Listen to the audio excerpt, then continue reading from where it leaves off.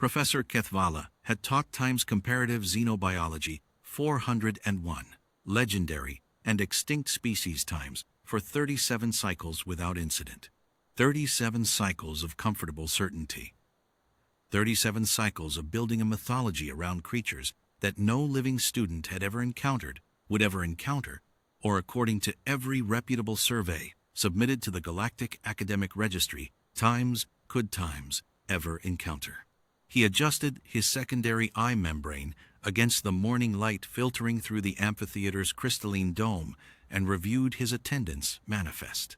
42 enrolled students, a good number, 8, and he recognized most names. Vethan from Coral Prime, a cluster of young Dorvaki who always sat in the back and exchanged compressed data packets when they thought he wasn't watching. A Shivari named Sekla, who asked genuinely excellent questions. And then 3 names at the bottom of the list that made his chromatophores cycle through 3 colors in rapid succession. Park Jiho, Connor Walsh, Yemisi Adeyemi. Species, designation, human, planet of origin, Earth. Status, enrolled. Kethvala set down his data slate with a careful precision of someone trying very hard not to drop it. Humans were not extinct. He knew this. The entire galaxy knew this. In the vague, background way one knows that a distant star exists theoretically, statistically, without personal relevance.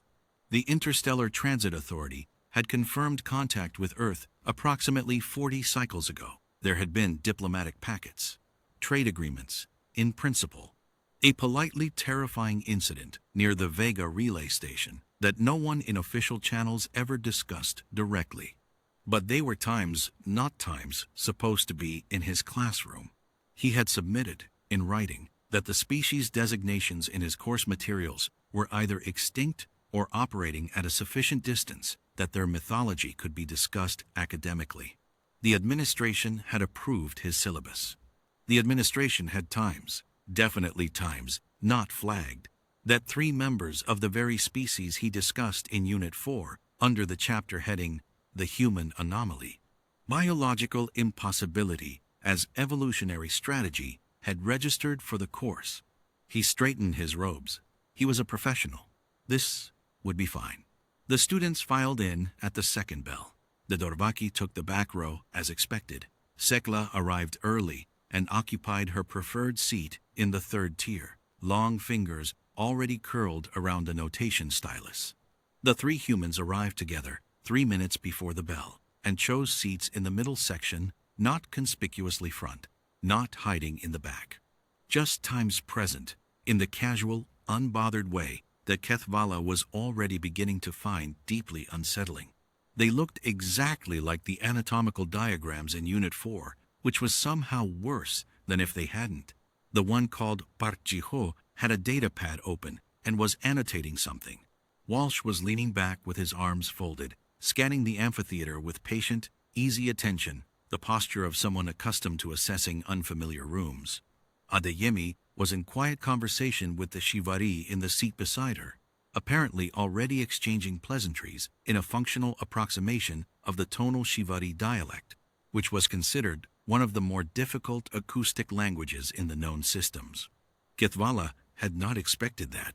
He began his lecture. Welcome to Comparative Xenobiology 401.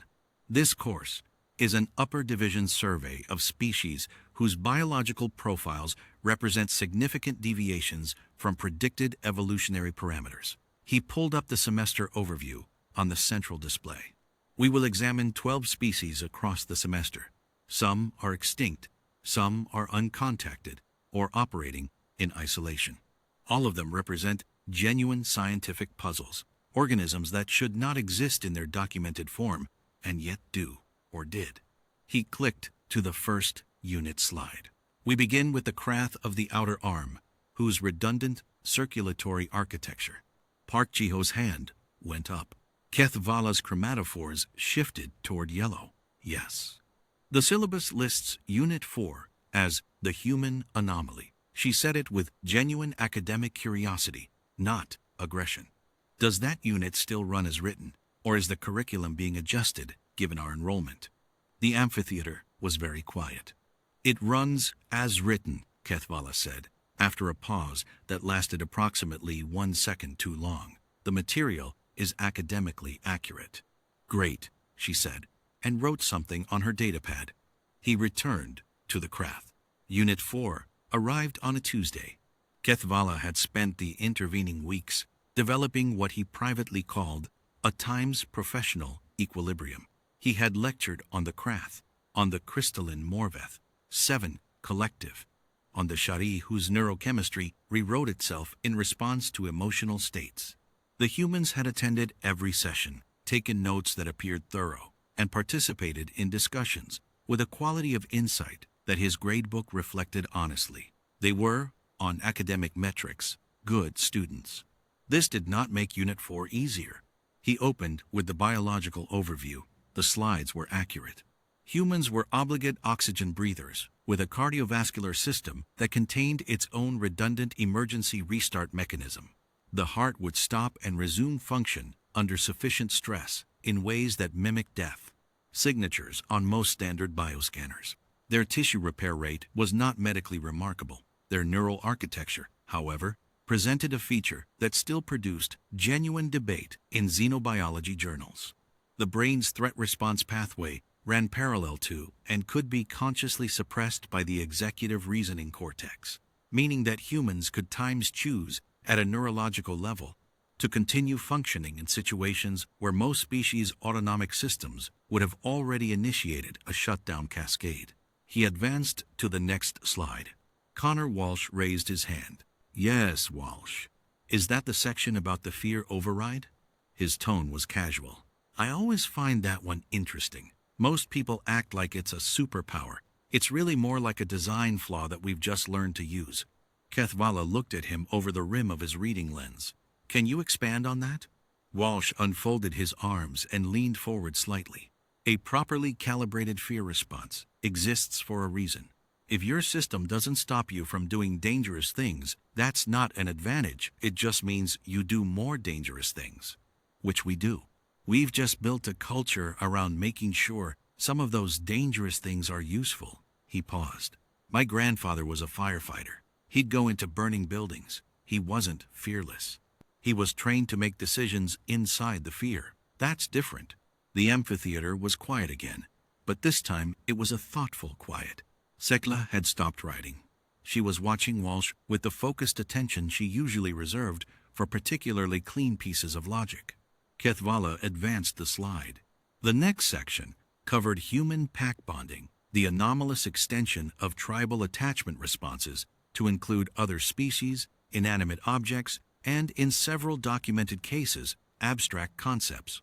He noted the chemical mechanisms, the oxytocin cascade, the neurological reinforcement loops that caused humans to form genuine relational attachments outside their biological group at rates that were statistically unprecedented among social species. Yemisi Adeyemi spoke without raising her hand, which was a protocol violation he did not, in the moment, address. The Shadi do something similar, she said. Different mechanism, but the functional outcome is comparable. They shift their neurochemical baseline in response to individuals they bond with. She glanced at the Shivari student 2 seats away. I've been talking to Sekla about it. The sensory vocabulary for it is different, but the underlying thing, the way another person becomes part of how you understand yourself, that's not uniquely human. Sekla made a soft tonal sound. In her dialect, it was an expression of recognition, the word closest to times yes, precisely. Adeyemi had apparently just conducted a 4-week comparative emotional cognition study via casual conversation and was now presenting its conclusions in his classroom. Kethvala looked down at his notes. He looked back up. The chapter, he said, with care, is titled The Human Anomaly. I may need to revisit that framing. You could call it the human data point, Jiho offered from the middle section. We don't mind being studied. We just prefer it to be accurate. After the session, Kethvala sat alone in the emptied amphitheater for a long time. His slides were still open on the central display. Biological impossibility as evolutionary strategy. He had written that heading himself a decade ago, proud of its elegance. The humans in the photographs on those slides looked exactly like the three students who had just spent 90 minutes treating his mythology as a mildly interesting starting point for a better conversation. He pulled up the amendment request form for curriculum revision. He stared at it for a while. Then he opened a new document instead. Not a revision, an expansion, a companion text, something that began not with the chapter heading he'd used for a decade, but with a different question entirely. What does it mean when the legend shows up and takes notes? He thought about Walsh explaining fear as a tool, about Adeyemi cross-referencing emotional cognition across species over casual conversation, about Jiho, before the first lecture had even begun, asking in the most reasonable academic tone whether the material would be accurate. Not defensive, not aggressive, just precise, interested, expecting the answer to be times yes. Kethvala began to write. It was, by any measure, the worst day his course had ever seen. It was also the most interesting. And he was, he admitted, already looking forward to Unit 5.